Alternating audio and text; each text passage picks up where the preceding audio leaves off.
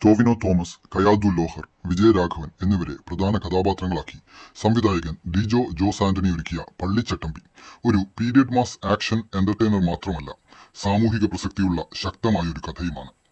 1950കളിലെ കേരളത്തിലെ കിഴക്കൻ മലയോര മേഖല പശ്ചാത്തലമാക്കി അവതരിപ്പിക്കുന്ന സിനിമ വിമോചന സമരവും ഭൂപരിഷ്കരണ നിയമവും ചുറ്റിപ്പറ്റി നടക്കുന്ന രാഷ്ട്രീയ സാമൂഹിക സംഘർഷങ്ങൾ സൂക്ഷ്മമായി അവതരിപ്പിക്കുന്നു. കമ്മ്യൂണിസവും ക്രൈസ്തവ സമൂഹവും തമ്മിലുള്ള ആശയവ്യത്യാസങ്ങളും അതിന്റെ പ്രതിഫലനങ്ങളും ഗ്രാമജീവിതത്തിലൂടെ യാഥാർത്ഥ്യത്തോടെ വരച്ചുകാട്ടുന്നു. ടോവിനോ തോമസ് തന്റെ കഥാപാത്രത്തെ കരുത്തും വികാരവും ചേർത്ത് അവതരിപ്പിക്കുമ്പോൾ വിജയരാഘവനും കയാദു ലോഹറും തങ്ങളുടെ വേഷങ്ങളിൽ മികച്ച പ്രകടനം കാഴ്ചവെക്കുന്നു.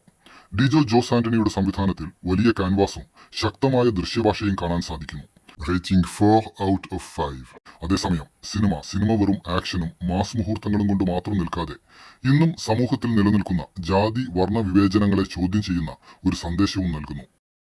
മൊത്തത്തിൽ പള്ളിച്ചട്ടമ്പി ഒരു എന്റർടൈനിങ് സിനിമയോടൊപ്പം ചിന്തിപ്പിക്കുന്ന അനുഭവവും പ്രേക്ഷകർക്ക് നൽകുന്ന ഒരു മികച്ച ശ്രമമാണ്.